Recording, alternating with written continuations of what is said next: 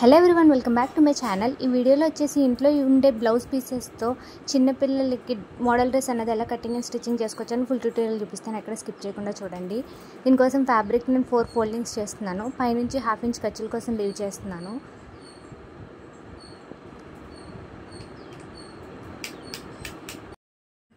And full shoulder వచ్చేసి నేను 4.5 inches తీసుకుంటున్నాను.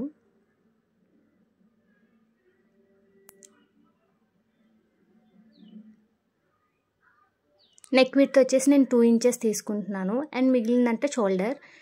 ఆర్మ్ డౌన్ వచ్చేసి నేను 4.5 ఇంచెస్ తీసుకుంటున్నాను.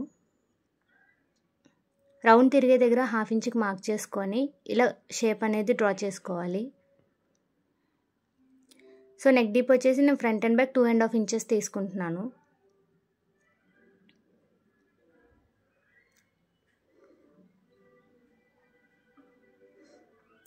సో ఇక్కడ నేను ఫ్రంట్ అండ్ బ్యాక్ అనేది నేను రౌండ్ షేపే ఇస్తున్నాను. సో రౌండ్ షేప్ అనేది నేను డ్రా చేస్తున్నాను. అండ్ యోక్ పార్ట్ లెంత్ వచ్చేసి నేను 7.5 ఇంచెస్ తీసుకుంటున్నాను.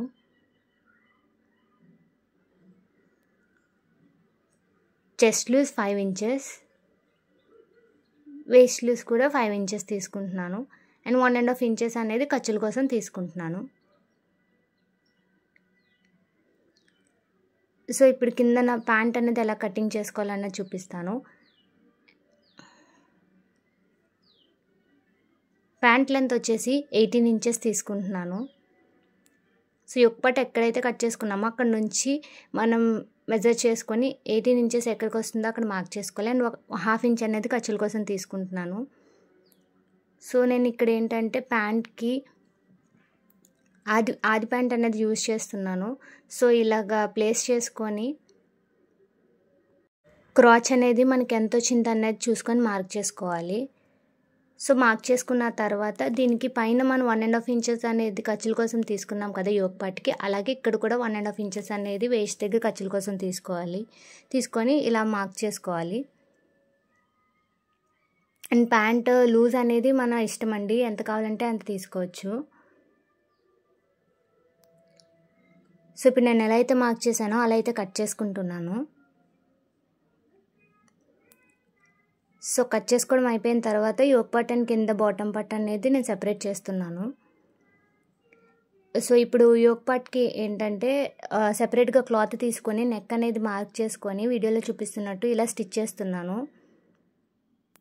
సో ఇలా స్టిచ్ చేసుకున్న తర్వాత మనం కట్ చేసేసుకొని చిన్న చిన్న టక్స్ అని ఇవ్వాలి. ఇచ్చిన తర్వాత టర్న్ చేసుకొని ఓవరాల్ మనం స్టిచ్ చేసేసుకోవాలి నెక్ అంతానా. ఇలాగా 2 యోక్ పార్ట్స్ అనేవి ఫ్రంట్ అండ్ బ్యాక్ రెడీ చేసుకొని పక్కన పెట్టుకోవాలి.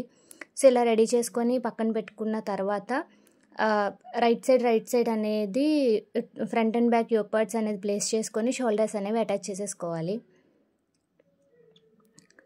సో ఇక్కడ షోల్డర్స్ అటాచ్ చేసుకోవడం అయిపోయిన తర్వాత ఇప్పుడు బాటమ్ పార్ట్ ఉంది కదా, మనం ప్యాంట్ కట్ చేసుకున్న దగ్గర క్రాచ్ అనేవి 2 క్రాచెస్ వస్తాయి కదా, ఆ 2 అనేది వీడియోలో చూపిస్తున్నట్టు ఇలాగ స్టిచ్ చేసేసుకోవాలి.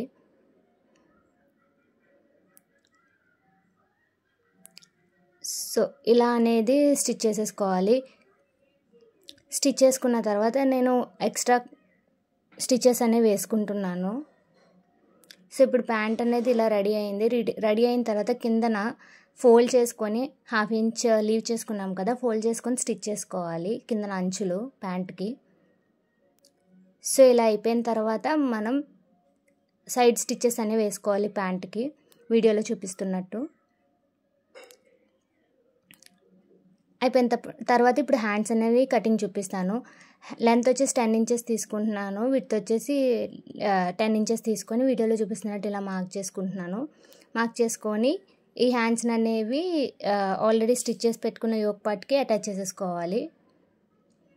సో అటాచ్ చేసుకోవడం అయిపోయిన తర్వాత నేను యోక్ పార్ట్ కూడా సైడ్ జాయింట్స్ అనేవి చేసేస్తున్నాను.